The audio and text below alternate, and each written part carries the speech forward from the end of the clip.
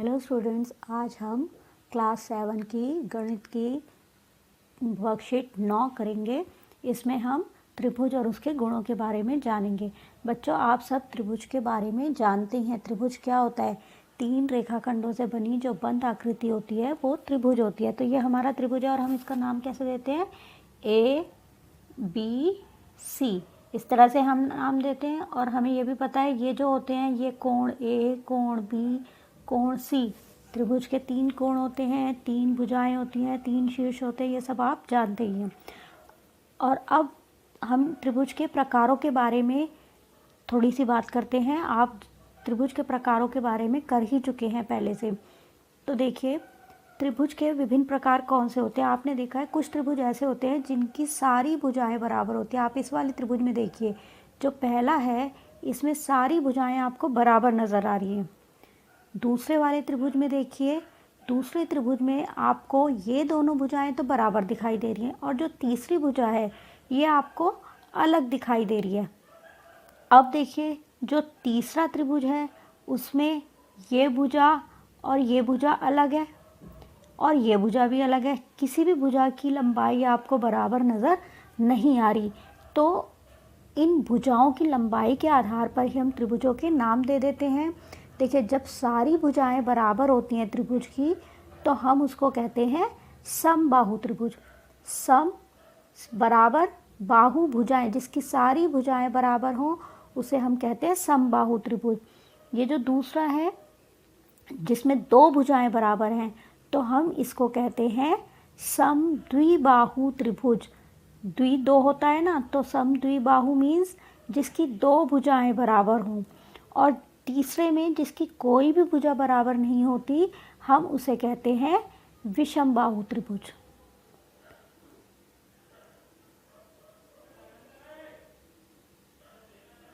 तो हमने देख लिया कि भुजाओं की लंबाई के आधार पर हमारे 3 प्रकार के त्रिभुज होते हैं। अब देखिए, जो हमारी वर्कशीट है उसमें क्या दिया है, उस त्रिभुज का नाम बताइए जिसकी तीनों भुजाएं बराबर होती हैं। अभी हमने किया था, कौन सा त्रिभुज है जिसकी तीनों भुजाएं बराबर हैं? वो है हमारा समबाहु त्रिभुज।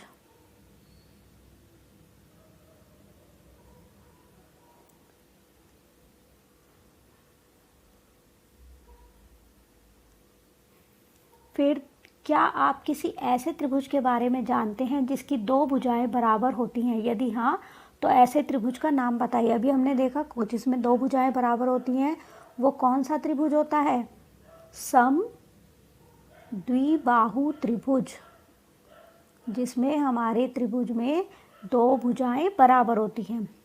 जी हाँ, समद्विबाहु त्रिभुज की 2 भुजाएं आपस में बराबर होती हैं।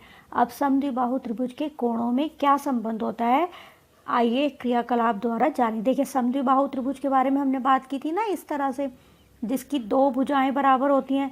तो अब ये देखिए, इसमें जो कोण है ये कोण इस तरह से बनते हैं। अब हम इन कोणों के बारे में जानेंगे कि इनमें क्या, कोणों में क्या संबंध होता है।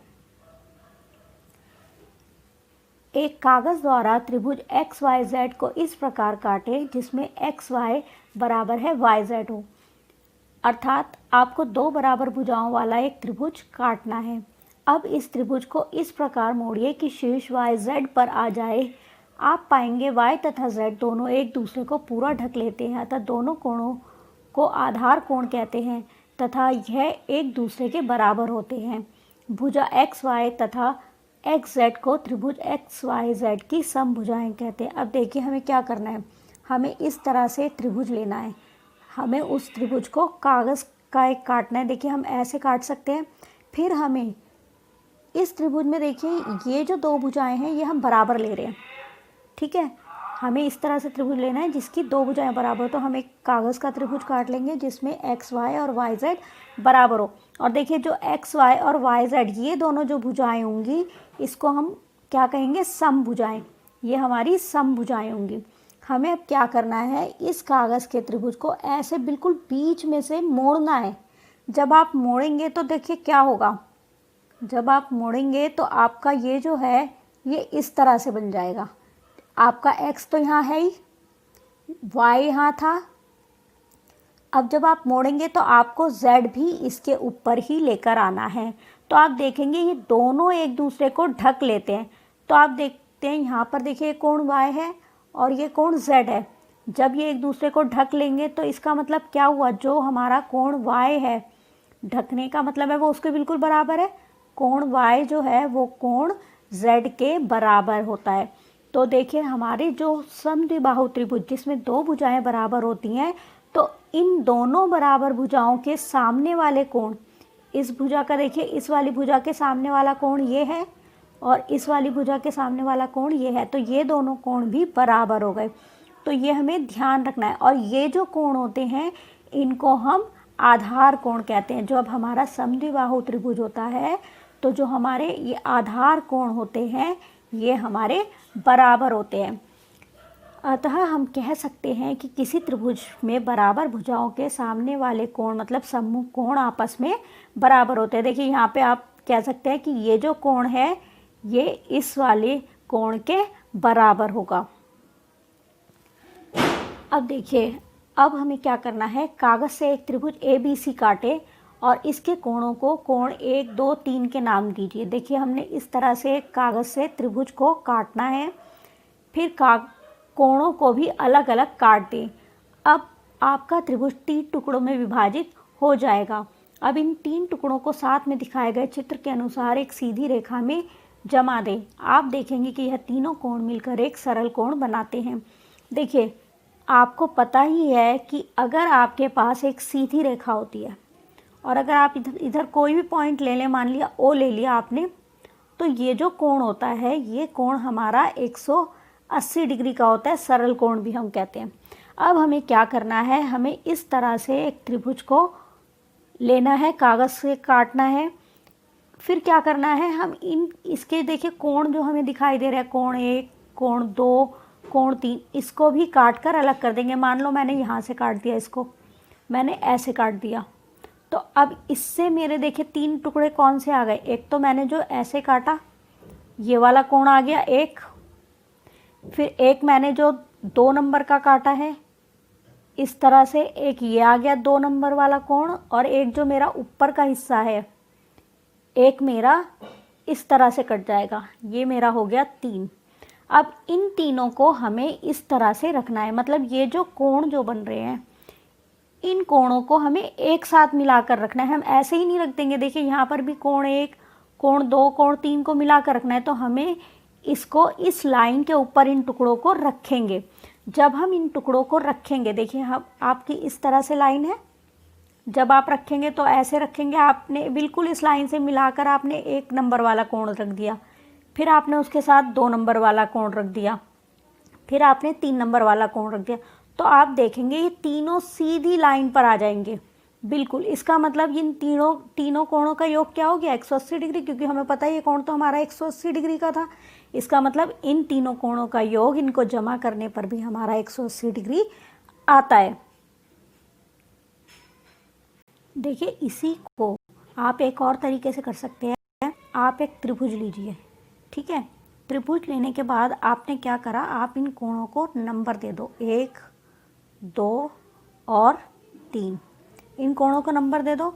आपको कोण मापना आता ही है, आप कोण 1 को D से माप लो कितने डिग्री का आया है। इसी तरह से कोण 2 को माप लो और कोण 3 को माप लो। जब आप ये तीनों की मेजरमेंट कर लोगे, तीनों को माप लोगे कितने डिग्री के आए, फिर आप इनको जमा करना, कोण 1 जमा कोण 3, मतलब ये जो 3 कोण हैं इनको आपने जमा करना है। तो आप देखेंगे जो इनका योग आएगा, जो इनका सम आएगा वो 180 डिग्री का होगा। ये आप चेक कर सकते हैं। आप चाहे जितने मर्जी त्रिभुज बनाएं, चाहे ऐसा त्रिभुज बनाएं, चाहे इस तरह से त्रिभुज बनाएं, जैसा भी आप त्रिभुज बनाएंगे तीनों कोणों का योग 180 डिग्री आएगा। अतः हम कह सकते हैं कि त्रिभुज के तीनों अंतः कोणों का योग 180 डिग्री होता है।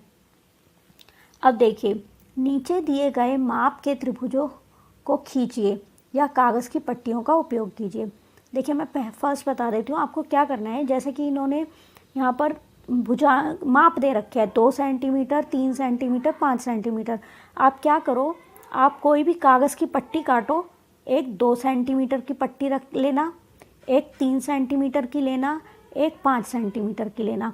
अब इन तीनों पट्टियों को आप पट्टी ले सकते हो, कोई जैसे झाड़ू की तीली होती है वो ले सकते हो, कोई डंडी ले सकते हो पतली सी, तो आपको पता चल जाएगा। आप इन तीनों को जोड़कर त्रिभुज बनाने की कोशिश करना, तो आपको पता चलेगा आप त्रिभुज बना पाते हैं या नहीं बना पाते आप, क्योंकि एक तो आपने रख दी, एक आपने रख दी, बाकी 2 डंडियों को लेकर इनको त्रिभुज बनाने की कोशिश करना।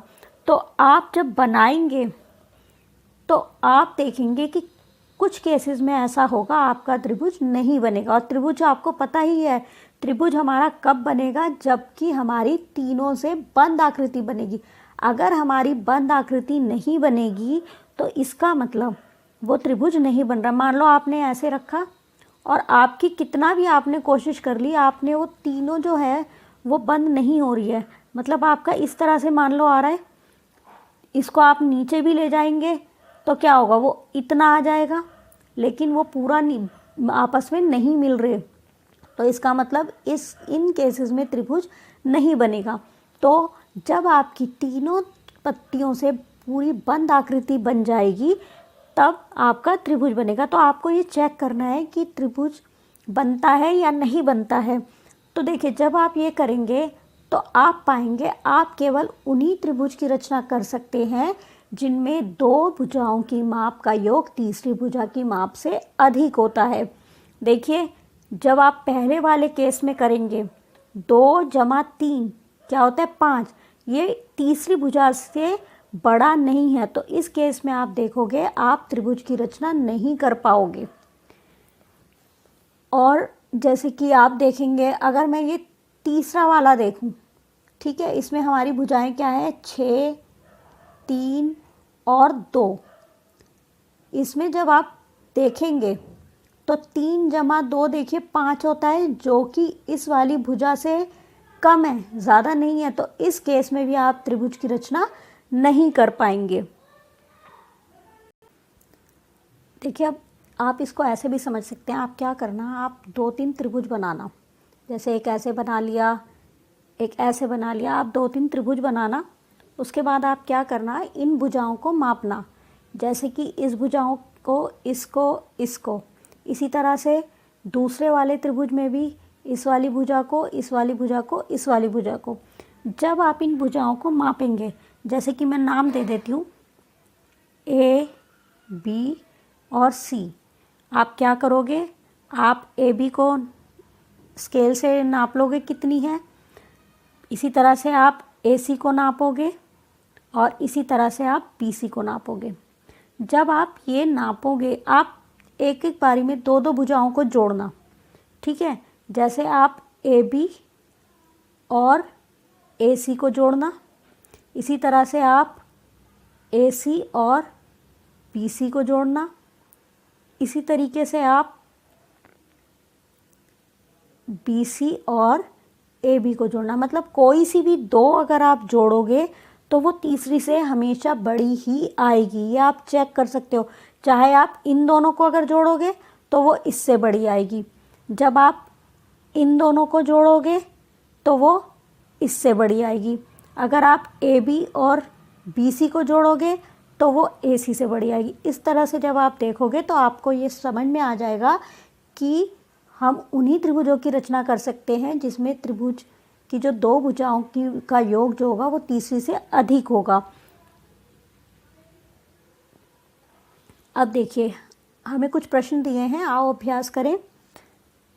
निम्न त्रिभुजों में x का माप ज्ञात कीजिए। अब हमें ये कुछ आकृतियाँ दी हैं, देखिए त्रिभुज की आकृतियाँ हैं, हमें इनमें x का माप निकालना है। देखिए, अगर हम फर्स्ट वाला देखें, पहले केस में यहाँ पर हमें x दिया है 50 डिग्री और 60 डिग्री। अभी हमने किया था त्रिभुज के तीनों कोणों का योग क्या होता है 180 डिग्री होता है। इसका मतलब क्या हो जाएगा, हमारा x जमा 50 डिग्री जमा 60 डिग्री कितना होना चाहिए 180 डिग्री, ये हमारा 180 डिग्री होगा। देखिए, अब हम इसको सॉल्व कर सकते हैं।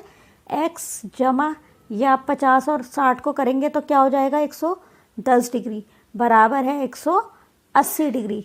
तो हमारा x क्या हो जाएगा 180 डिग्री माइनस 110 डिग्री, जो कि हमारा किसके बराबर आ जाएगा, 70 डिग्री। तो हमें कौन सी प्रॉपर्टी का, कौन से गुण का योग यूज़ करना है कि त्रिभुज के तीनों कोणों का योग 180 डिग्री होता है, हमें इस वाले गुण का यूज़ करना है। अब देखिए, अब हम सेकंड पार्ट करते हैं। यहाँ पर हमें x दिया है 30 डिग्री और यहाँ पर कोई कोण नहीं लिखा, लेकिन आप देखिए जब हमारा इस तरह से निशान होता है तो ये हमारा कोण जो होता है वो हमेशा 90 डिग्री का होता है। तो अब दूसरे वाले में हमारा क्या हो जाएगा, x जमा 30 डिग्री जमा 90 डिग्री बराबर है 180 डिग्री।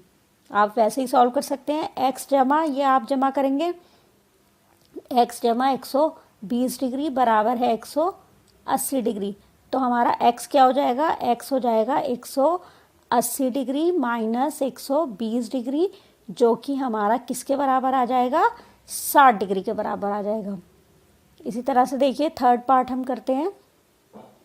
इसमें देखिए हमारे 2x हैं, तो हम करेंगे वही तरीका है, x जमा x जमा 50 डिग्री, और ये किसके बराबर हो जाएगा, हमारा 180 डिग्री के बराबर हो जाएगा। x जमा x क्या होता है हमारा, 2x। तो 2x बराबर है 180 डिग्री, और ये 50 डिग्री इधर चला जाएगा तो माइनस का हो जाएगा, माइनस 50 डिग्री। ठीक है, तो हमारा 2x किसके बराबर हो जाएगा, 180 में से अगर हम 50 को माइनस करेंगे तो क्या हो जाएगा, 130 डिग्री। तो x क्या हो जाएगा, आपको ये सॉल्व करना आता ही है, 130 डिग्री बटा 2, और जब आप इसको सॉल्व करेंगे 2 से काट सकते हैं, तो 2 छिक 12, 2 पंजे 10, तो 65 डिग्री हमारा आंसर आ जाएगा। तो इस केस में जो हमारा आंसर आया वो हमारा आया x कितना आया, 65 डिग्री के बराबर आया।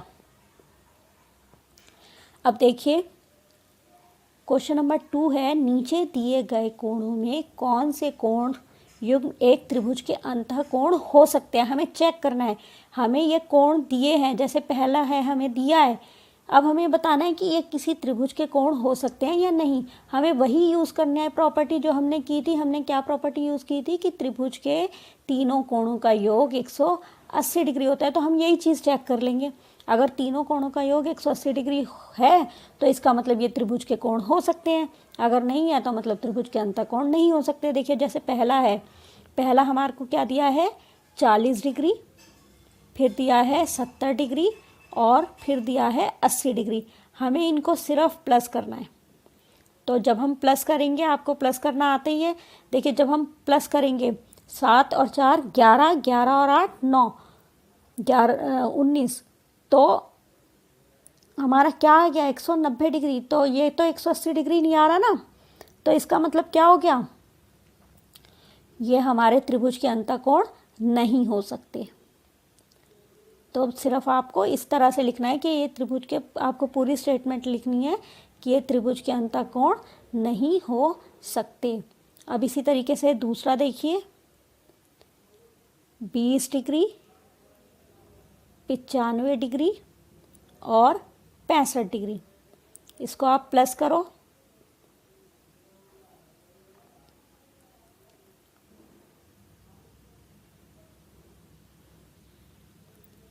ये देखिए यहाँ पर हमारा योग 180 डिग्री आ रहा है, तो इसका मतलब ये हो सकते हैं, ये त्रिभुज के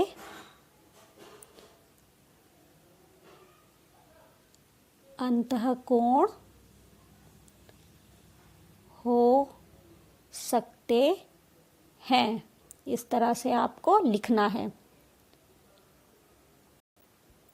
अब देखिए थर्ड पार्ट करते हैं हम। थर्ड में हमारा क्या है, 45 डिग्री, 55 डिग्री और 80 डिग्री।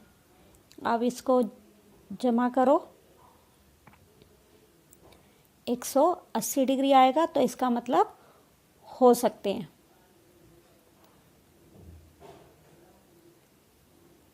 नेक्स्ट देखिए फोर्थ पार्ट हमारा क्या है, 35 डिग्री, 45 डिग्री और 50 डिग्री, इसको प्लस कीजिए, 130 डिग्री। 180 के बराबर नहीं आ रहा तो इसका मतलब ये नहीं हो सकते। तो देखिए हमें ये कितना सिंपल है, हमें सिर्फ इनका योग निकालना है कोणों का। अगर 180 डिग्री आ रहा है तो वो त्रिभुज के अंतःकोण हो सकते हैं, अगर नहीं आ रहा तो नहीं हो सकते। अब देखिए नीचे यहाँ पर कुछ संदेश भी लिखा है। कोविड के संदर्भ में उचित व्यवहार संबंधी संदेश, मतलब आपको पता ही है कोविड जो चल रहा है उससे बचाव के लिए हमें क्या करना चाहिए, नियमित रूप से अपने हाथों को साबुन और पानी से धोएं। हमें ध्यान रखना है साफ़ सफाई का, और हमें नियमित रूप से यानी कि प्रॉपरली हमें अच्छी तरीके से साबुन और पानी से अपने हाथों को धोना है ताकि हम कोविड से बचे रहें।